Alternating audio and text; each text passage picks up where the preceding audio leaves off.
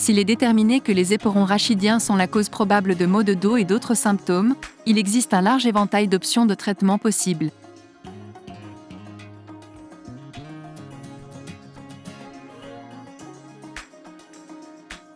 La plupart des patients présentant une compression nerveuse légère ou modérée et une irritation des éperons osseux peuvent gérer leurs symptômes efficacement sans intervention chirurgicale. Le but du traitement non chirurgical est d'arrêter le cycle de l'inflammation et de la douleur. Les traitements non chirurgicaux comprennent les médicaments, les courtes périodes de repos, la physiothérapie et l'exercice, la manipulation de la colonne vertébrale, la perte de poids et les injections.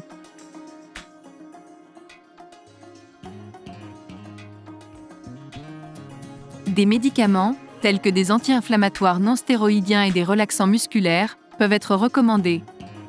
En raison du risque d'effets secondaires, l'utilisation à long terme de médicaments doit être abordée avec prudence.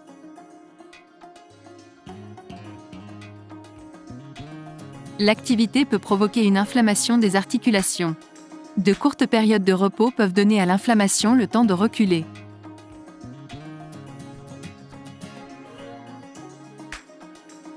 La physiothérapie, l'exercice et la manipulation effectués par les chiropraticiens, les ostéopathes et les physiothérapeutes peuvent soulager les maux de dos associés aux éperons osseux.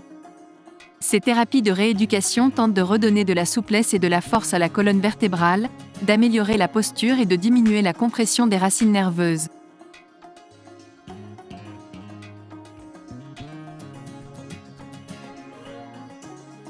Si la douleur et l'inflammation causées par les éperons osseux sont liées à un alignement et à des mouvements anormaux de la colonne vertébrale, un ajustement de la colonne vertébrale peut aider à soulager les symptômes. Les chiropraticiens, les ostéopathes et les physiothérapeutes utilisent leurs mains ou de petits instruments pour appliquer une pression sur la peau des vertèbres et manipuler la colonne vertébrale. L'objectif est d'augmenter l'amplitude des mouvements, de réduire l'irritabilité nerveuse et d'améliorer la fonction. La manipulation vertébrale ne convient pas à tout le monde. Des antécédents médicaux minutieux, un examen physique et une discussion sur les risques et les avantages de la manipulation doivent avoir lieu avant ce type de traitement.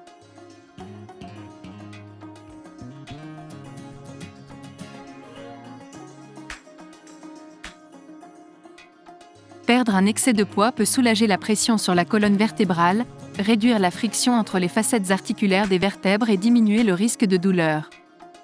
Atteindre un poids approprié est particulièrement efficace pour soulager la pression sur le bas du dos.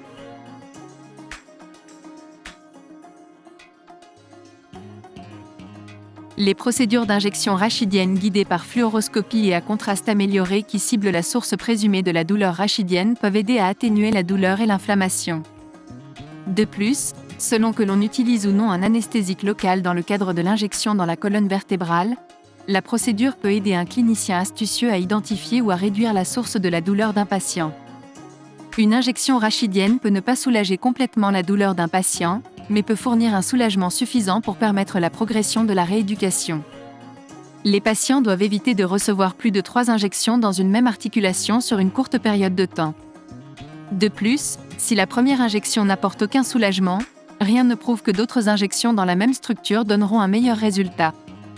Si ces traitements non chirurgicaux ne parviennent pas à traiter la douleur due aux éperons osseux, un patient peut être référé à un neurochirurgien.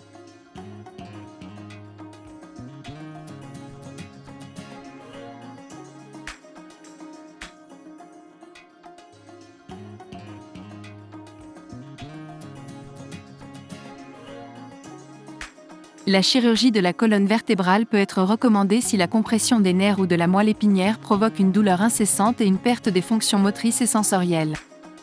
La chirurgie des éperons osseux consiste à retirer des tissus pour soulager la pression sur la moelle épinière et les racines nerveuses. Il peut s'agir de l'ablation de l'éperon osseux, de la laminectomie et de la foraminotomie.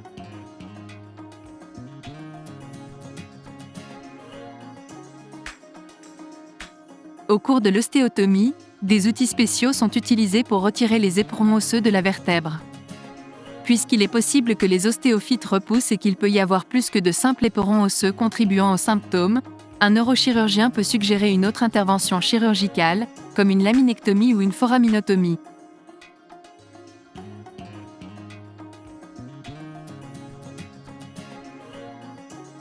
Une laminectomie est conçue pour soulager la pression sur la moelle épinière causée par la sténose centrale de la colonne vertébrale. Pendant la chirurgie, une partie de la vertèbre affectée, appelée lame et apophyse épineuse à l'arrière de la colonne vertébrale, est retirée.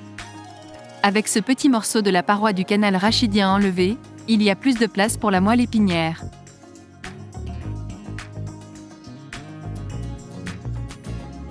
Une foraminotomie est conçue pour soulager la pression sur une racine nerveuse.